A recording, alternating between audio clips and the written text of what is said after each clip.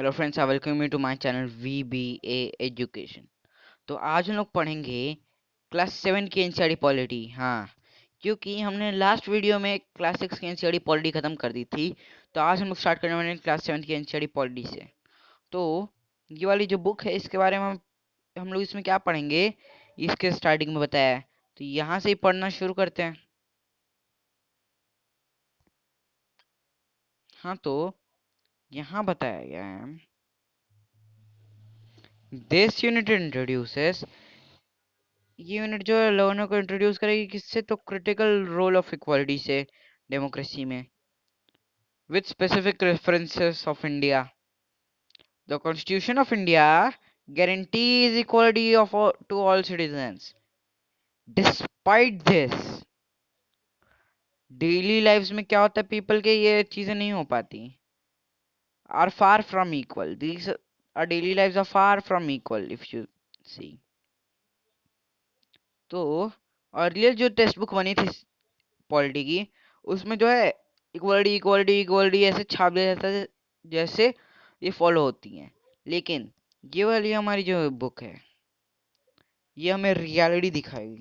This will do as the reality check. Earlier discussions on equality in civics textbook more often reiterated certain provisions of the constitution without adequately considering the reality of this in people's life। जैसा मैंने आपको बताया, this unit adopts a different approach। ये क्या करेगी, तो it will discuss the need of equality। कैसे, तो ये क्या करेगी, छोटी छोटी स्टोरीज बनाए बताएगी आपको। अलग अलग इकोनॉमिक क्लास, अलग अलग caste, religion, community, place of birth के लोगों का, उनसे आपको बताएगी इनके लाइफ में कैसा, इनका मतलब डेली का लाइफ कैसा रहता है, और उसके हिसाब से आपको ये समझाएगी।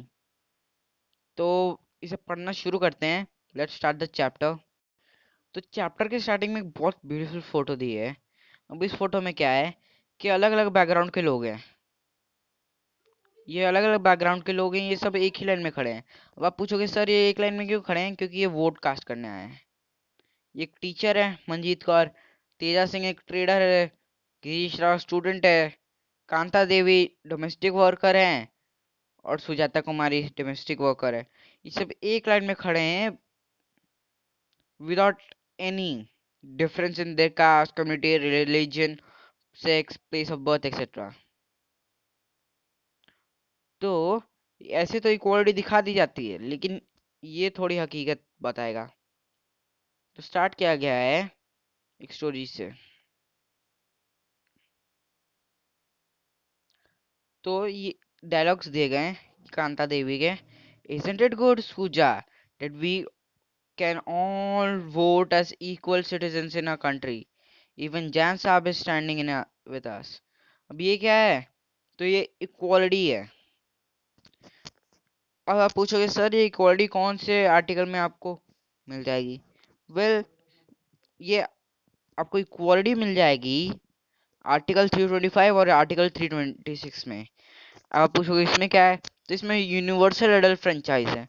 ये क्या होता है, तो इसमें क्या होता है, अबव एज लिमिट यानी यानी कि 18 साल के ऊपर हर किसी को वोट करने का राइट है।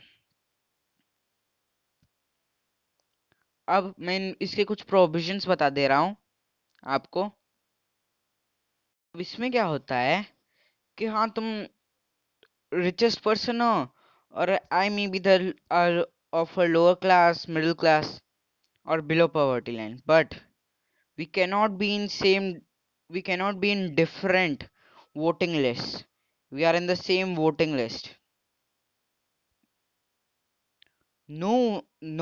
Second is, no one can be no one can be removed from a voting list on basis of this place of birth, religion, caste, gender, or any of them.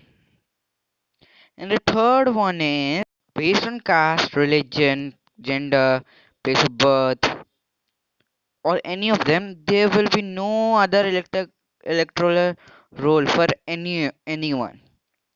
Everyone must be in the same electoral role.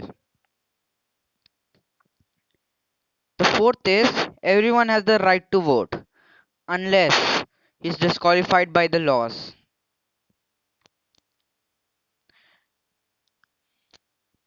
तो आगे पढ़ेंगे story को। Go on Kanta, it's your turn बोलती है।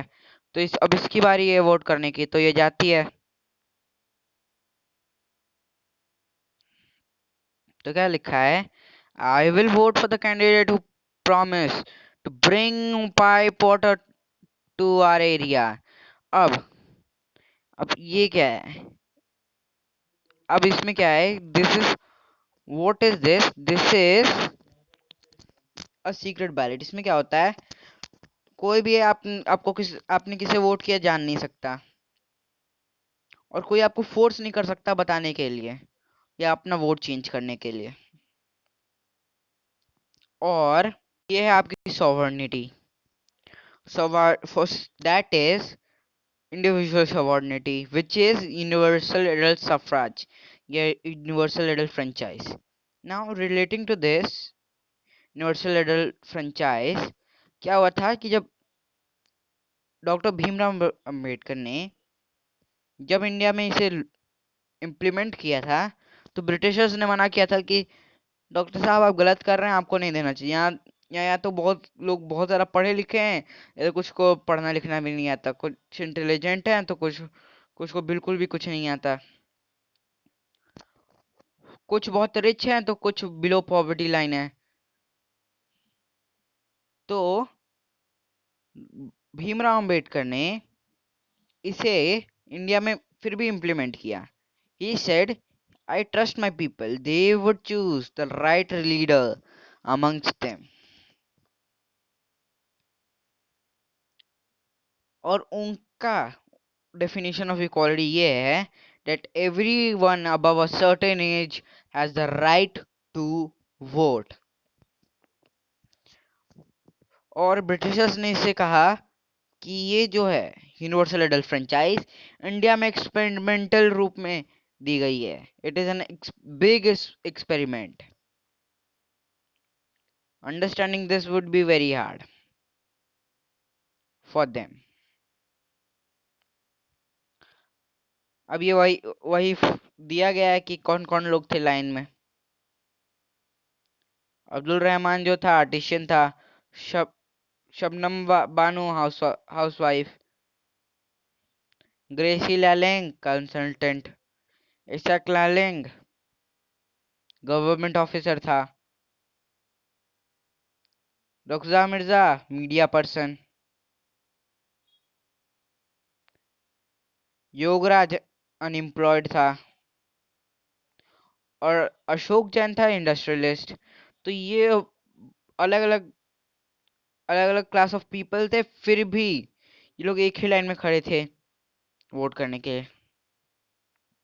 अब बाद में क्या हुआ कि ये जो इनके एम्प्लॉयर थे जैन साहब, ये घर चले गए जिनने इन्हें एम्प्लॉय किया था। तो ये नमस्ते साहब कहती है इन्हें जब चले जाते हैं।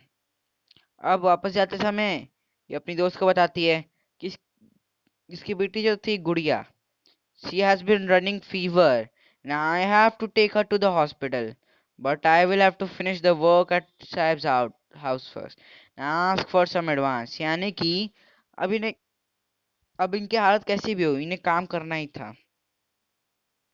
They had to work to earn their livelihood and take and have money to pay the hospital bill. अब ये घर पहुंची, अपनी बेटी को इसने कुछ पीने को दिया और फिर बोली कि मैं इवनिंग में आऊंगी तब हम लोग हॉस्पिटल जाएंगे। तभी बताती है, इट्स नो वंडर दैट गुड़िया false ill often, the Basti is never clean. यानी कि जहाँ ये रहती थी it's a low strato area, यानी कि यहाँ लोग लो इकोनॉमिक लेवल था सबका, तो इसीलिए जो बस्ती थी क्लीन नहीं थी। जबकि जहाँ काम करने जाती थी it is high high profiled area, वहाँ वहाँ इसलिए अच्छे सैनिटेशन वगैरह थी।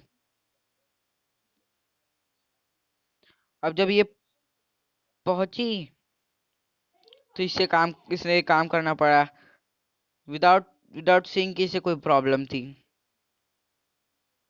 अब ये एडवांस के लिए मांगती है तो ये दे देती है, here's your advance Kanta, but इसकी हैबिट ना बना लेना। एज इफ इसका कोई ऐसे एज इफ इसका कोई राइट नहीं है इसके पेमेंट पे, एडवांस के लिए, क्योंकि there is dignity of labour. But Indians don't understand this. According currently most क्या some of the Indians don't understand this। तो इसने नो मैडम का थैंक यू कही और चली गई।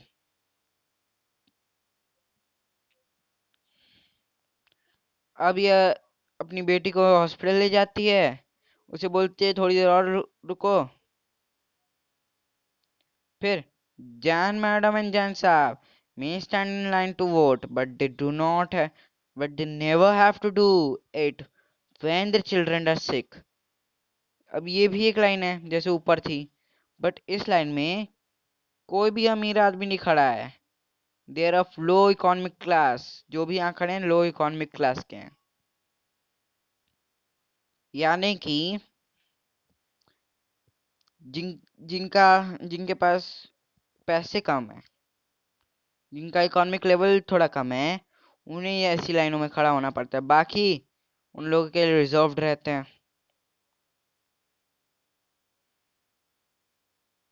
अब पढ़ेंगे जो लिखा है। Look at the story above begins with Kanta standing in the line to cast a vote. Look again at the various people who are standing in line with her. Kanta recognizes her employer, Ashok Jain and Chote Lal, her neighbor. In a democratic country like India, all adults, irrespective of what religion they belong to, how much education they have had, what caste are what caste they are, or whatever they are, rich or poor, are allowed to vote। ये क्या कहते हैं, इसे universal adult franchise कहते हैं and is an essential aspect to all democracies. अब ये जो यूनिवर्सल एडल्ट फ्रेंचाइज का idea, it is based on equality. क्यों? It states that every adult in country, irrespective of their wealth and the communities he belongs to, has one vote। Kanta is excited to vote, and she is equal to all the others because of them has one each one of them has one vote। तो ये आप किससे relate कर सकते हैं? ये article 325 और 326 के लाइंस से रिलेट कर सकते हैं। वो लाइंस क्या हैं मैं आपको बताता हूँ। You may be the richest person and I am middle class और below poverty line, but we each can cast only one vote। This is the thing। But as our days goes, Kanta becomes less certain about what equality really means. What is that makes Kanta insecure? Let us take a look at a day in her life। वो slum में रहती है, उसके घर के पीछे drain है, उसकी बेटी बीमार है, but she can not take the day off from work क्योंकि उसे बोरो करना है money from her employer to take her child to doctor. Her job is as a domestic help tires her out, and finally she ends up her day by standing in a long line. And this line is front of government hospital। Unlike the morning one, most people standing in it are poor, जैसे मैंने आपको बता रखा है।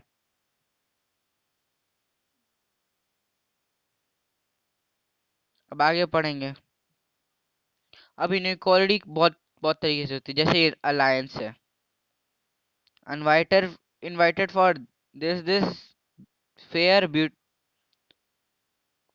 for 32 years MMS किया है.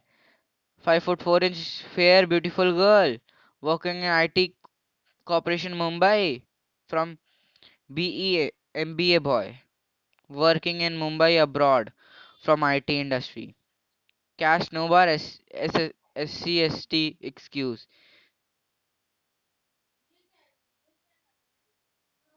Next, proof. Qualified beautiful tall girl for Gupta boy. 28/6 CA working eh,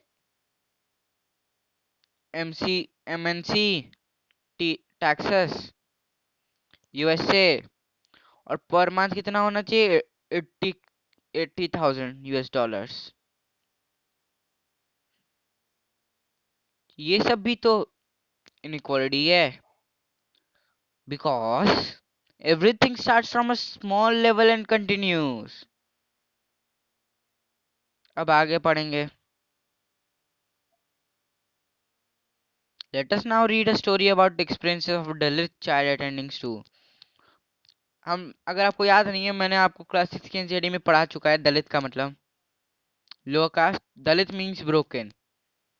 By using this word, lower caste are pointing to how they were continued to be seriously discriminated against. अब ओम प्रकाश वाल्मीकि जो है एक famous दलित writer हैं. उनने एक अपनी autobiography लिखी है जिसमें जूटन. उसमें इन्होंने लिखा है I had to sit away from others in the class and that too on the floor. The mat ran out before reaching the spot I sat on. Sometimes I would have to sit way behind everybody, right near the door. Sometimes they would beat me without any reason.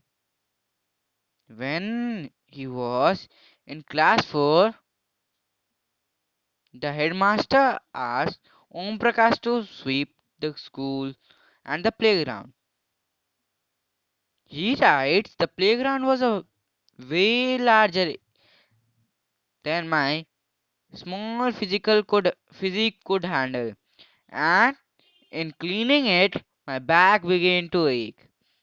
My face was covered in dust. Dust had gone inside my mouth. जो बाकी बच्चे थे इनकी class में पढ़ रहे थे और स्वीपिंग कर रहे थे.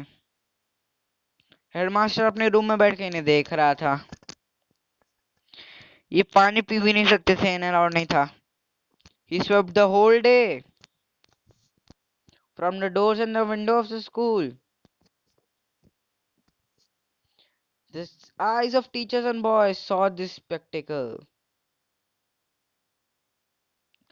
ओम प्रकाश जो थे उनसे स्वीप करवाया गया स्कूल और प्लेग्राउंड कुछ कपल ऑफ डेज के लिए.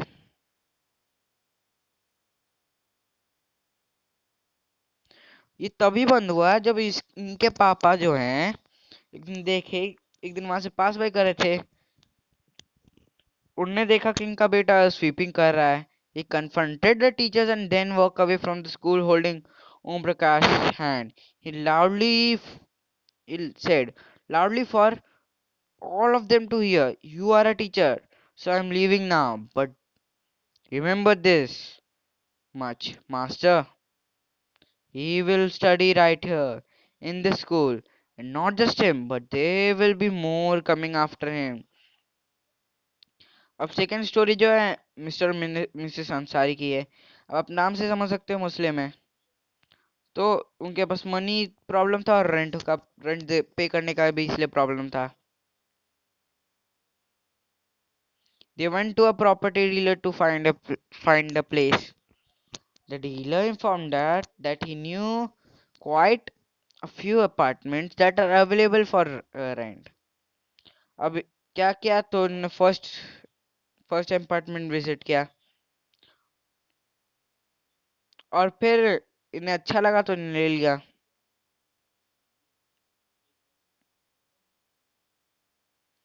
अब लैंडलेडी ने इनका नाम फाउंड आउट कर लिया और फिर एक्सक्यूज दिया कि she could not rent the house to someone who ate meat because the building did not have any non-vegetarian resident.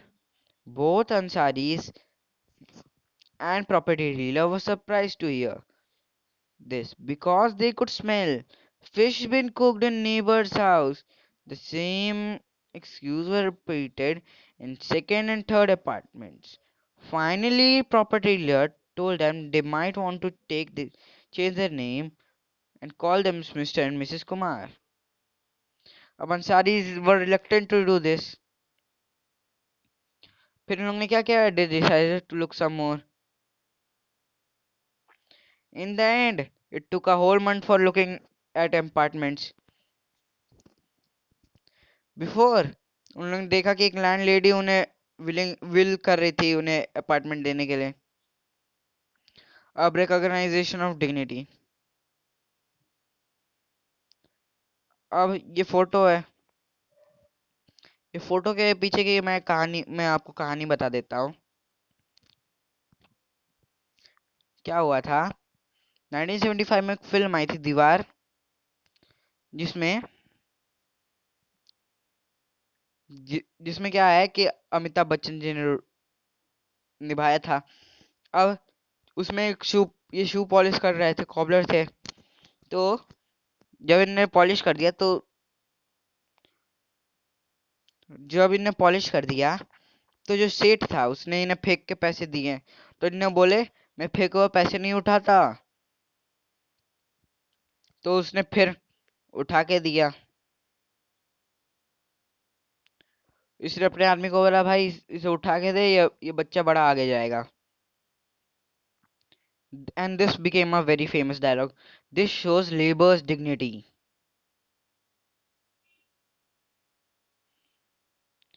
अब आगे पढ़ेंगे. And as this is the picture of the parliament. Here everyone is equal. As you see, everyone's photo, even they look very different, but they all have joined their hands and are on this parliament, are on the engravings of this parliament.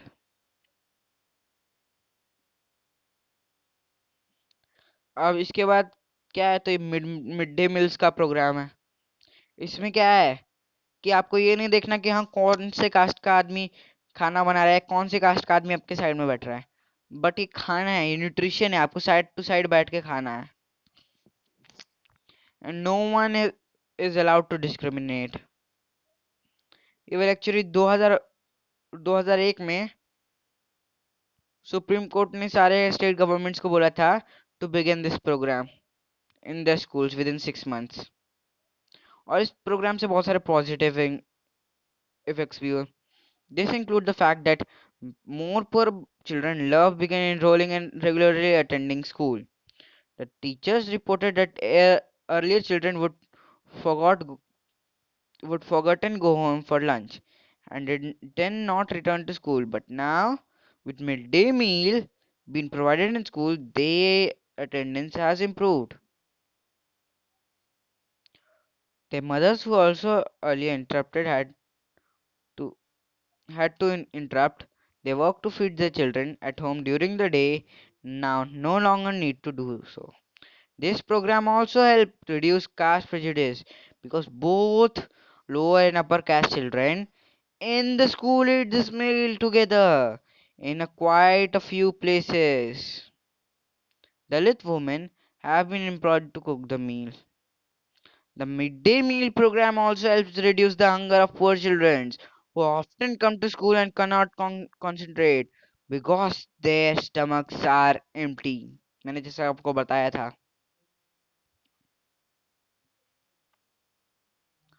अब ये भी doctor Bhimrao Ambedkar के बारे में कुछ लिखा है.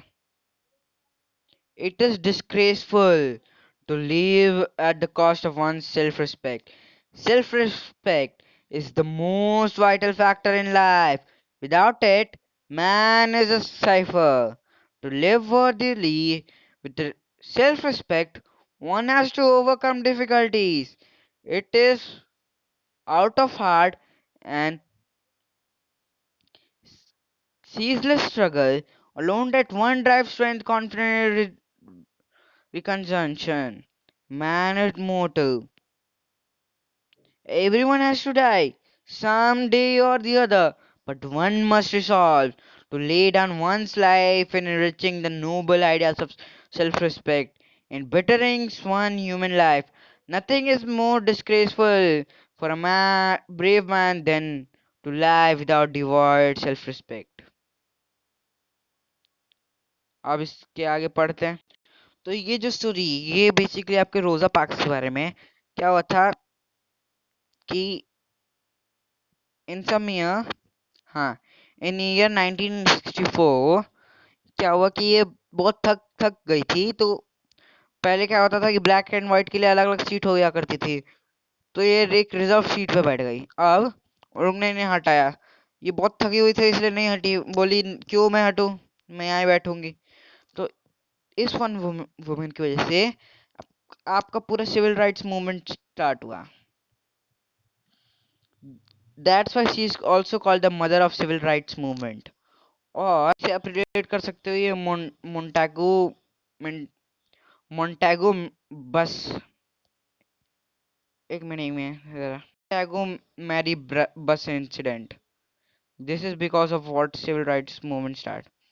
अब यहाँ जो है आर्टिकल 15 के बारे में आपको कुछ लिखा है। Prohibition of discrimination grounds of religion, caste, sex, place of birth.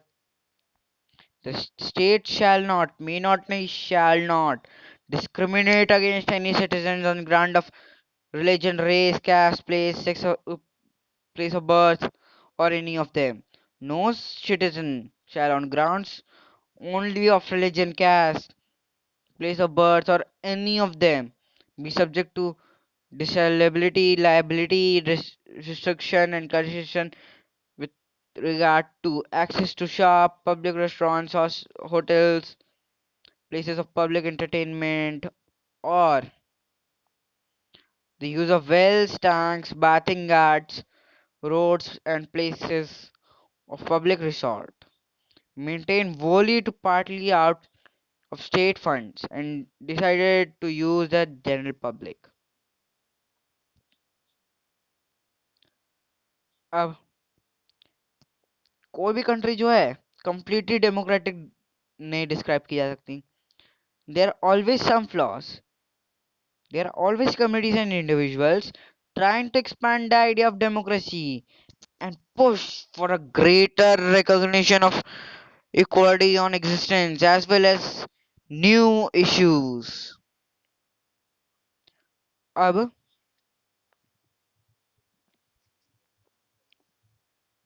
central to this is struggle for recognition of all persons as equal for their dignity to be maintained.